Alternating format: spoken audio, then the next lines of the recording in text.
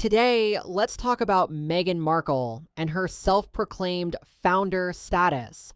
Because, quite frankly, the way she's branding herself these days is just a tad out of touch. You see, there's a certain credibility that comes with the title founder. The trouble is, Meghan doesn't seem to grasp that distinction. She's got her podcast whimsically titled Confessions of a Female Founder, where she loves to chat about these massive milestones, like Netflix signing on as her business partner, and the oh-so-thrilling story of her products selling out in 45 minutes.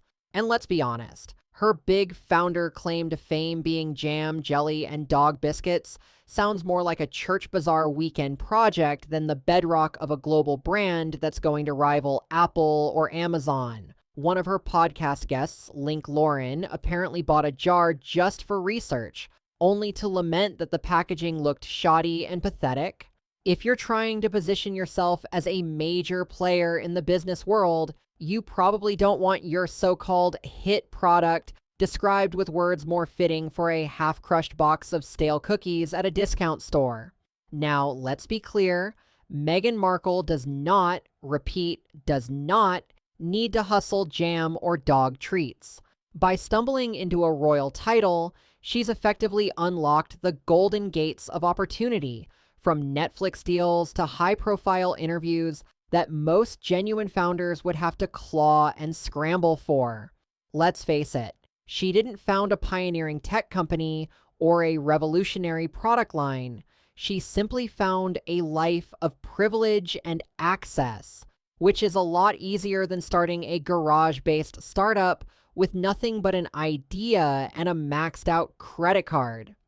If that's the new standard for founder, then I suppose every person who marries into wealth could be considered a visionary entrepreneur, right? Now, speaking of real founders, these folks are the ones you see working 12-hour days, pouring all their resources, and occasionally their sanity into an idea that might not pay off for years. Founders don't just sit back and collect paychecks from Netflix or hawk low-quality jam. These are people who take risks and sacrifice to build something lasting and meaningful. Meanwhile, Meghan seems to think that hosting a podcast where she and her circle of friends shower each other with compliments counts as building a meaningful enterprise.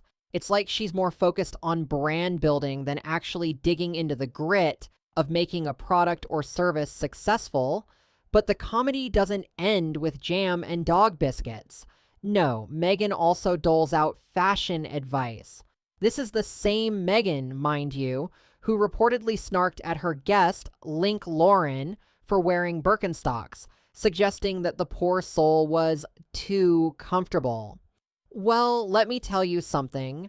Meghan Markle, the self-appointed fashion expert, isn't exactly known for her impeccable style. One day she's stepping out in wrinkled pants that look like they spent the night crumpled in the back seat of a car.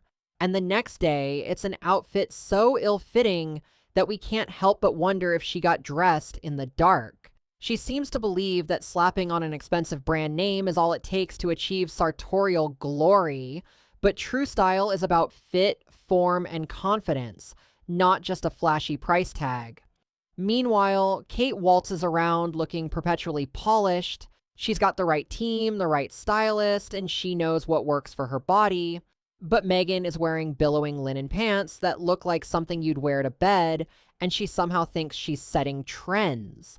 It's like she's trying so hard to be something she's not. First, it was the royal life. Now it's the founder life. But let's be real. Meghan Markle's true talent lies in making sure the world knows just how special she thinks she is, not in actual groundbreaking achievements.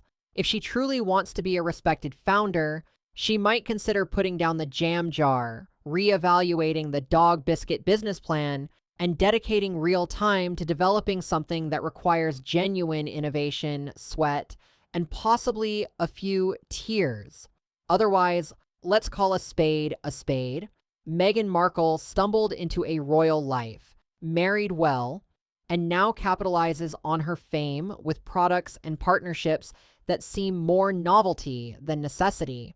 And that, folks, is why her self proclaimed founder title feels more like a marketing ploy than a legitimate entrepreneurial move.